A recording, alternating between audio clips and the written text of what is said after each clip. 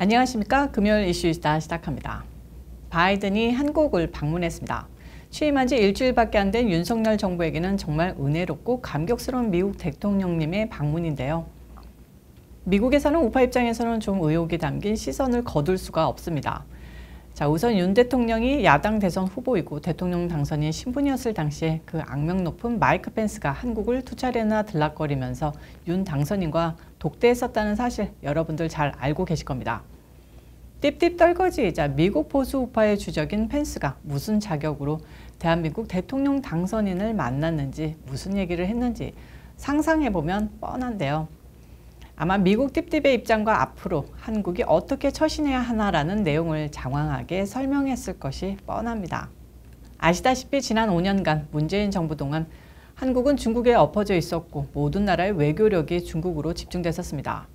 미국과는 진짜로 거리를 둔 건지 일부러 거리를 두는 척하는 건지 언론에는 우리는 미국과 자주 외교한다는 말을 늘어났고 한미 외교의 핵심인 대북 문제, 북핵 협상에도 북한 편만 들면서 미국을 자극받게 했었습니다. 이제 정권이 바뀌고 윤석열 정부가 한미 동맹이 완전 강화, 그리고 중국보다 미국이 중요하다를 직접적으로 천명하면서 한미 관계가 급속도로 단단해지고 있는 것인데 바이든 정부가 곧 무너져 내릴 민주당 정권이기에 우리가 어떤 입장을 밝혀야 할지는 조금 곤혹스러운 문제가 아닐 수 없는 것이죠.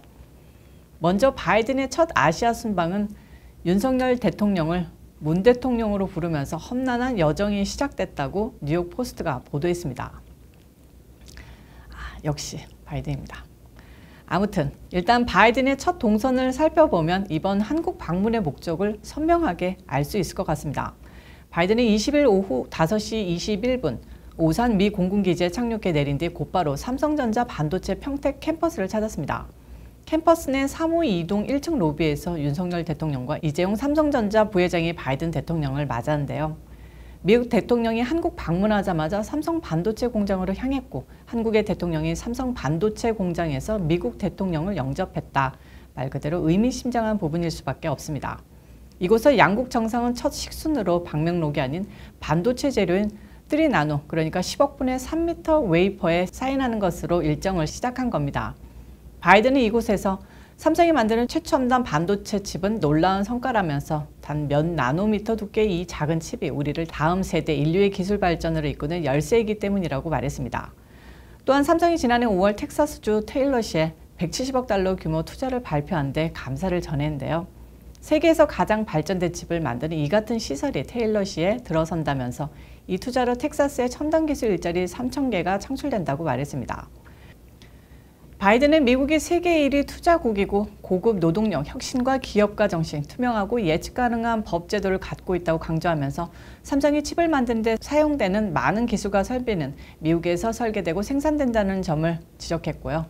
우리 두 나라는 세계에서 가장 우수하고 발전된 기술을 만들기 위해 협력한다면서 이 공장은 그 증거라고 말했습니다. 이 말들을 종합하면 바이든은 아니 띠띠은 한국을 대만과 함께 미국을 위한 반도체 생산 공장으로 간택했다고 밖에 설명 못하겠습니다. 대통령이나 텍사스 에버 주지사 같은 우파 지도자들은 미국 내 반도체 생산 공장을 여러 지어서 에너지와 마찬가지로 반도체 역시 스스로 완전 내수를 이룰 수 있는 반도체 독립을 꾀하는데요. 바이든이나 민주당은 한국의 삼성, 대만의 TSMC를 동맹의 형태로 끌어들이는 방식을 취하는 게 딱 보입니다.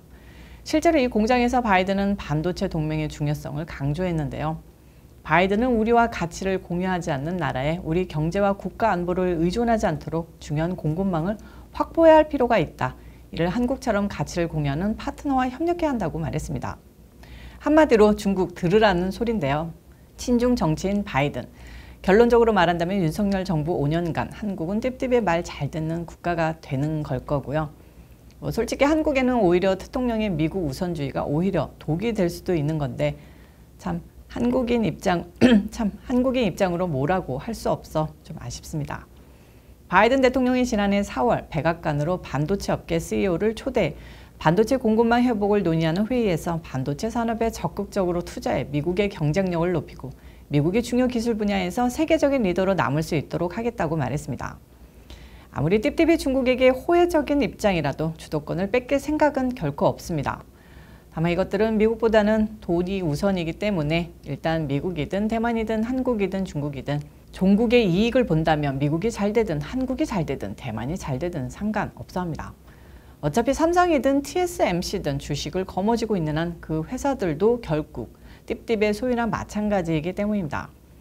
이게 바로 간단한 의미에서의 글로벌리즘인데 솔직히 현재 윤석열 정부는 특근의 정부보다는 글로벌리즘으로 대표되는 이명박 정부와 더 닮아 있는 게 사실입니다. 윤석열 정부가 바이든이 망해가는 카드라는 것, 그리고 곧 공화당이 대세가 될 것이라는 것 생각해서 외교의 틀을 짜야 하지 않을까 싶습니다. 한국에서는 어차피 미국의 기조 다 똑같은 것 아니냐 할 수도 있는데 띠띠의 글로벌리즘과 특통령의 아메리칸 퍼스트주의는 180도 다릅니다. 쉽게 말하면 글로벌리즘은 삼성을 한국에서 공장 굴리게 하면서 주식으로 조종하는 거고 특통령의 아메리칸 퍼스트주의는 삼성이 텍사스나 조지아에 공장 만들게 하는 겁니다. 그리고 한 가지 더 생각해 봐야 하는 점은 북한과 관련된 바이든과 윤석열 대통령의 공조 방향입니다. 한국의 지정학적 특성으로 미국이 중국과 러시아를 최대 적국으로 인식한다면 한국은 두 나라를 대응하기 위한 지정학적 최우선 국가가 될 수밖에 없습니다. 일부에서는 일본이 그 역할을 할 수 있다고 주장하는데요. 일본이라는 방어선 이후에는 태평양밖에 없으니까 한반도가 지정학적 레드라인, 일본 열도는 그 레드라인을 총괄하는 방어 거점으로 기능해야 합니다. 그래서 중국의 국가적 역량을 걸고 한반도를 자기네 속국이나 최대 우호국으로 만들려는 겁니다. 띠띠의 입장에서 유럽과 아시아에서 앞으로 50년 안에는 한 번 뭐가 터져도 터질 수밖에 없는 화약고가 우크라이나와 한반도, 대만입니다. 그중 우크라이나는 터졌고 이제 대만이냐 한반도냐인데 북한 핵 문제는 가장 큰 변수입니다. 북한이 이미 수십 개 만들어 놓은 핵무기를 완전 포기할 것이라고 생각하는 외교학자는 아무도 없습니다. 단지 그 핵무기를 미국 본토까지 날릴 수 있는 ICBM 기술을 완성하느냐 포기하는 게 지금 북한 핵협상의 본질인데요. 지난 문재인 정부 동안 북한은 ICBM 기술을 별 어려움 없이 확보한 듯합니다. 대통령은 김정은과 통 큰 협상으로 오히려 북한을 친미국가로 확 변모시켜 끌어안겠다는 빅픽처가 있었는데요. 북한의 미치광이식 위기 조작 능력을 높이 샀던 띠띠은 북한이라는 매력적인 악역을 퇴장시킬 이유나 마음이 전혀 없었다는 것 여러분들도 잘 아실 겁니다. 그래서 북한 핵 위기는 소위 말하는 전략적 인내, 오바마가 만든 유명한 문구죠. 전략적으로 참아준다는 기괴한 방식으로 지속돼 왔던 겁니다. 이건 앞으로 바뀌지 않을 것으로 보입니다. 북한은 이번 코땡 사태만 끝나면 중국, 러시아와 제대로 편먹고 악역 맡을 것이고 바이든은 일본과 한국 단단히 편먹어서 적당한 텐션 주면서 무기 팔고 신무기 개발하는 신냉전이 지속될 겁니다. 그 상황에서 띠띠이 원하는 대로 굴러갈 경우 미국민들의 피 같은 세금이 소위 말하는 동북아 영내 안정을 위해 천문학적으로 쓰일 겁니다.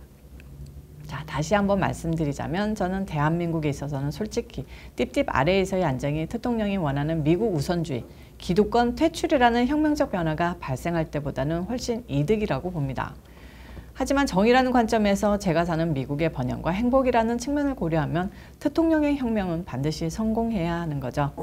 한국에서도 새로운 시점으로 미국을 바라보고 대통령의 재집권을 한국의 발전 원동력으로 삼을 수 있는 연구가 꾸준히 진행돼야 한다고 봅니다. 그런 면에서 윤석열 정부의 현재 외교라인, 글로벌리스트로 도배된 일기 대미 외교라인들은 바이든 퇴장과 함께 전부 물갈이 되어야 할 졸속 인사라는 생각 조심스럽게 해봅니다. 이상으로 이슈이스다 오늘 순서는 마치겠습니다. 시청해 주셔서 감사합니다.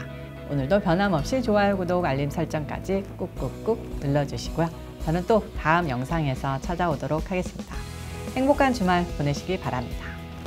빠이.